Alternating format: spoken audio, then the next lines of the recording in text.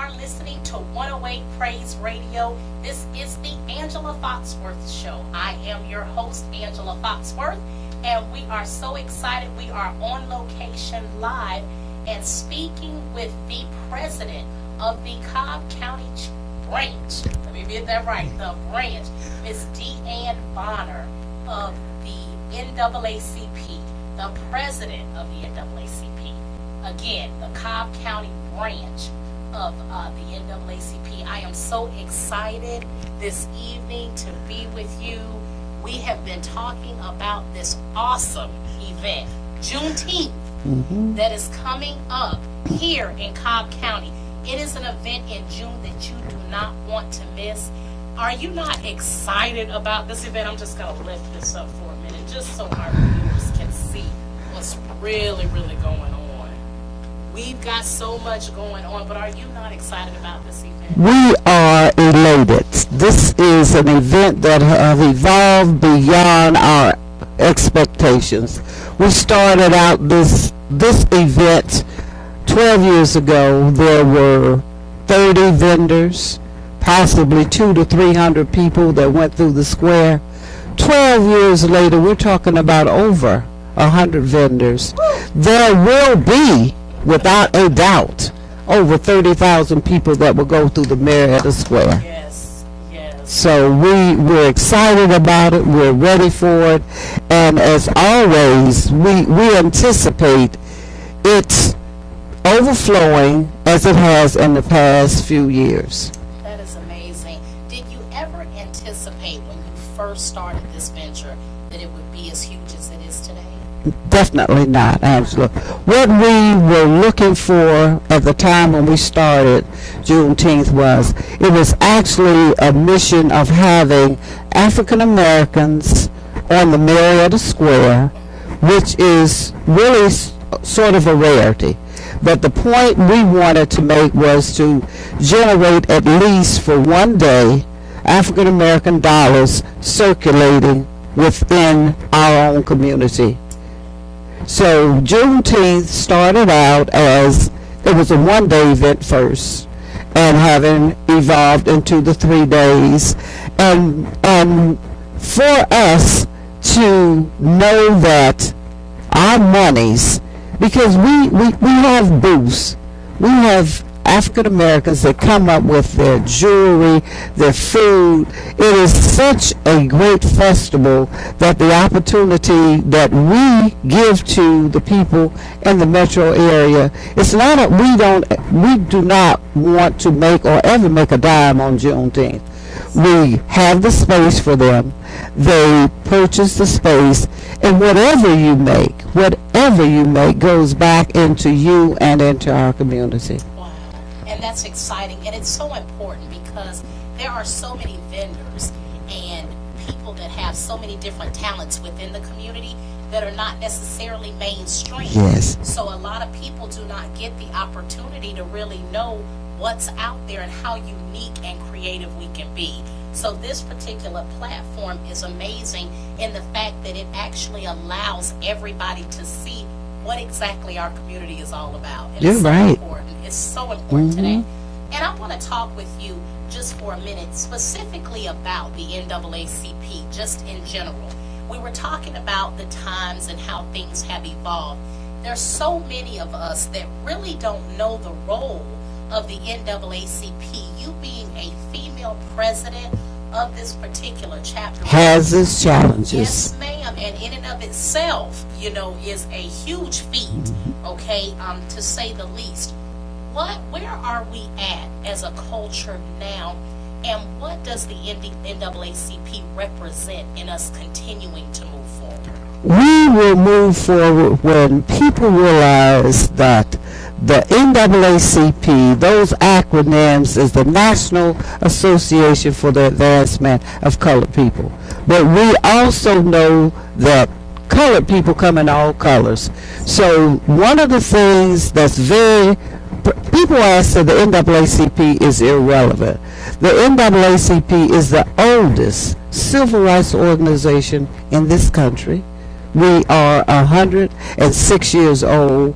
One of the things that's really happening now in this country is the mobilization of young folks. Young folks that have thought that all was well in this country until they saw what have happened around this country. Now we are about molding those young folks into knowing that they are the ones that can make a difference, because this is their lives.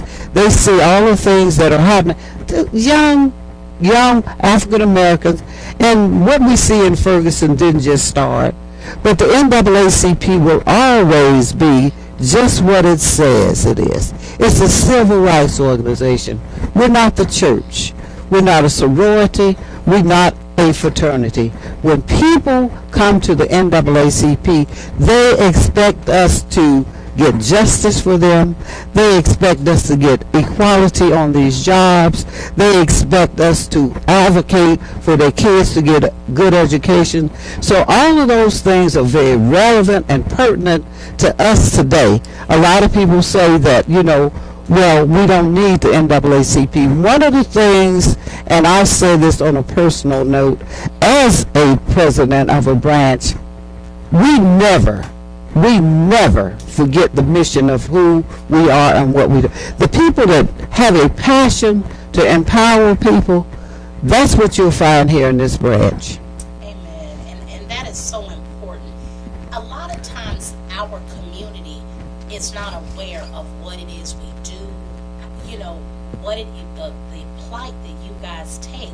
I mean, you are fighting battles within our own communities every day that no one knows anything about. Just explain to us a little bit how that, works. What exactly, is the role? The process. I'll tell you a process. If you're sitting in this office any day of the week, you will come in here, the phone will ring, someone will tell you that my child is getting expelled from school. Someone will tell you something as simple as, I'm losing my job because my boss said I can't wear dreads. It is unbelievable when people do not realize how much of their civil rights are being violated. And we are truly the watchdogs of that. We go to court. We go up to the court, and I'll just give you a couple examples, not calling names, because when you come to this office, it is a confidential matter. We had several weeks ago, 11-year-old mother brought him, and the mother and the young son came to our office because they were going to expel this child. This is March of 2015, for the rest of the school year. We were thinking, 11-year-old certainly can be rehabilitated. So the parent asked the NAACP to go with her to the tribunal. We went to the tribunal and heard all of the pros and cons of why they really are going to throw this kid out of school for the rest of the year. And I don't want to talk about, make it seem like we are the big bad bully, but when we left that school, you better believe that kid was not going to be put out of school, because it did not make sense. If you're talking about, you ought to be about teaching this kid, but we find that it's more about discipline. It's always want to control or keep these kids in check. Kids are going to be kids, and to me, what we said to them is, 11-year-old. And what's interesting about this 11-year-old, I'm telling you, this happened in early March. We saw him 2 weeks ago. This young man is moving forward.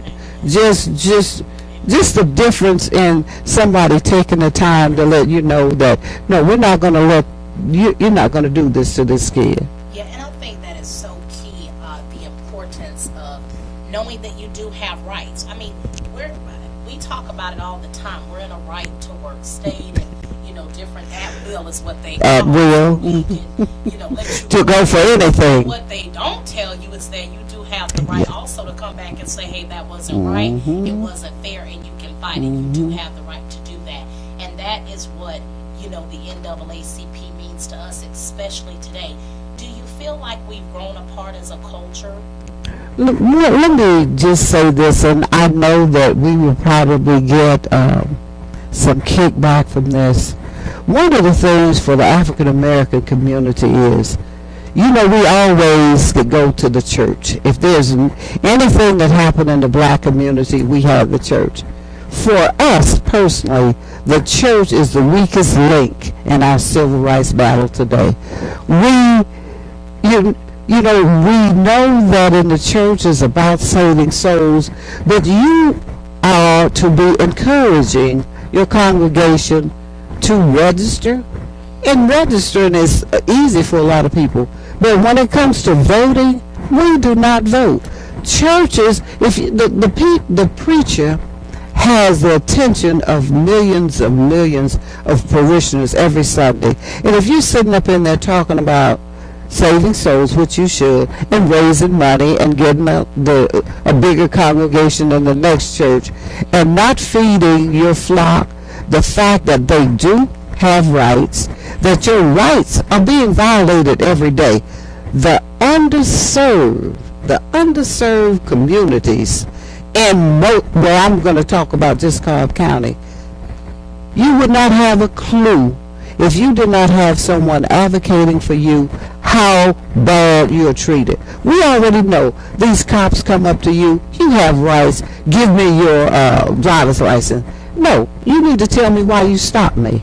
You know what I'm saying? So it's a lot of things that we have let slide and haven't did anything about it. And I think that I would really encourage, as we encourage and try to empower people, just start going to the schools. If you're having a problem with a teacher, you as a parent have more right than anybody to go in there and figure out how are you going to educate my child. But so many, and I'm not going to just advocate for what somebody's doing wrong. You do have mothers going in there cussing teachers out, going in there, in a very negative. But our position still remains is, when you have a child that's coming into the school system and acting up, find that reason why.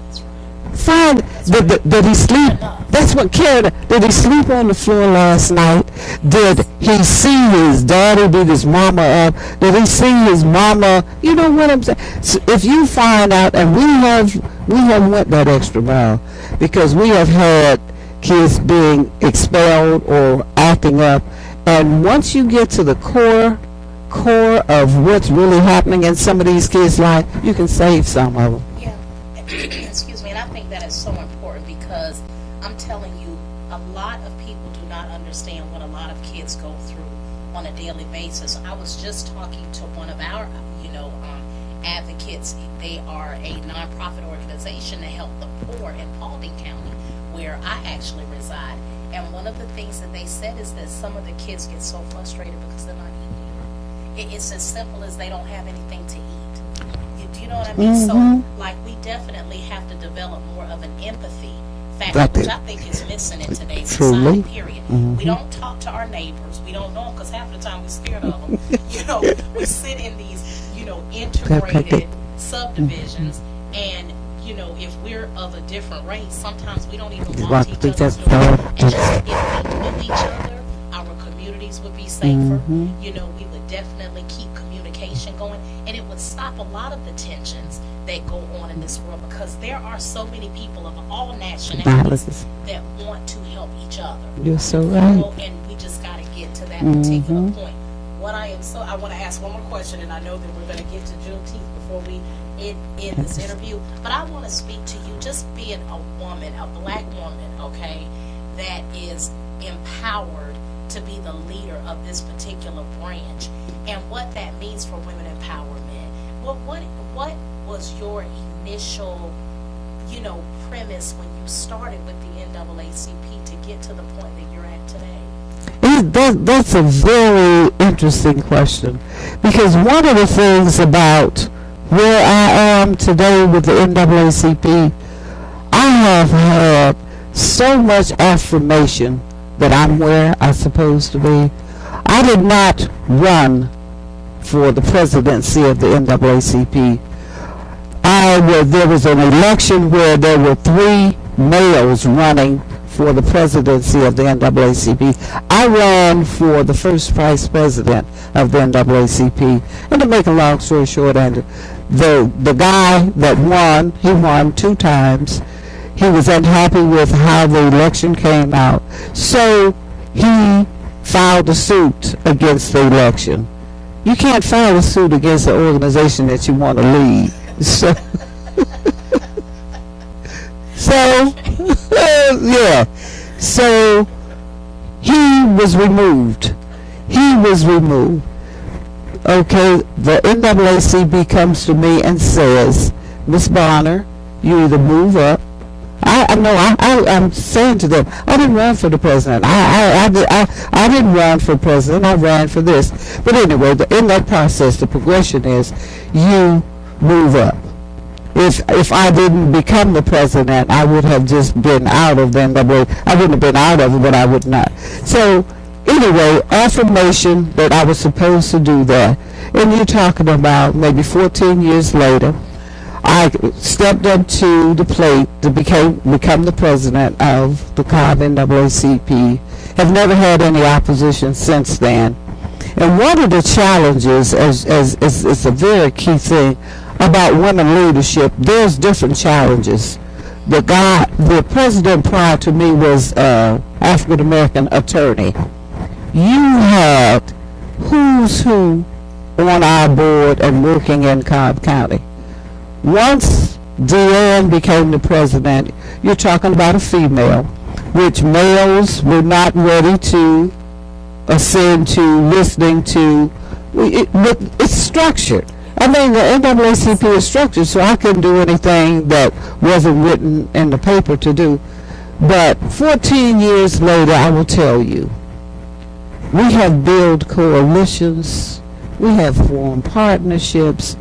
There is 118 chapters in the state of Georgia. This branch here is in the top 5, and that's because there is no place in Cobb County of the 6 cities that we are responsible for that do not recognize and respect us as being an NAACP that does what it says. So we're happy with, because I was late this evening, based on the fact that we had to be at 2 different places today, based on the NAACP's credibility with 6 cities that make us and keep us who we are. That is amazing, and it's so needed today. It really is. And I'm definitely encouraged, and I know that our listeners are.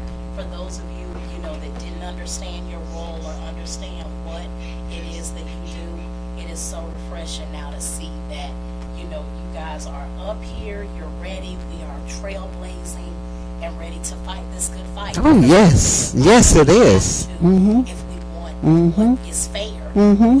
period. So we're going to talk about Juneteenth real quick, and we are going to count it down Friday, Saturday, Sunday. I want you to Girl, Friday, Saturday, and Sunday. Yes. Friday night, you got to come out to the Marietta Square because it's our 6th annual Jazz Under the Stars.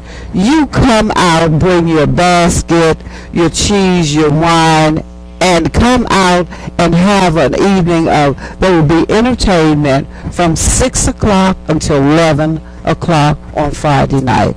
That is just laid back. We're actually in the Marietta Square. Okay. That sets us off to get ready for Saturday morning. Which I'm so excited. That's my birthday, everybody. June 20th.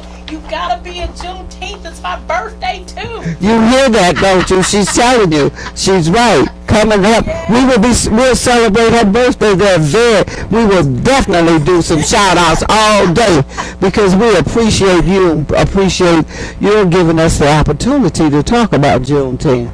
So Saturday we will have over 100 vendors that will have, there's going to be good barbecue. There's going to be good food, and throughout this process too, there's also entertainment. You need to come. Please come out and support these vendors. The reason we have these vendors up there is because we want you to see someone that looks like you that you can support. You can support them and make them have a wonderful Juneteenth. This is about empowering us to spend our dollars within our own community. And we are so excited about Sunday, which is our gospel fest. All of us got God in our lives, and that will be a day that we will celebrate soul-stirring music. And one thing that we don't have on our, that's Father's Day too. That is Father's Day. So we're there from 3 to 6. We want you to come and be with us from 3 to 6, because you still got time to take Father out for dinner after that. Yes.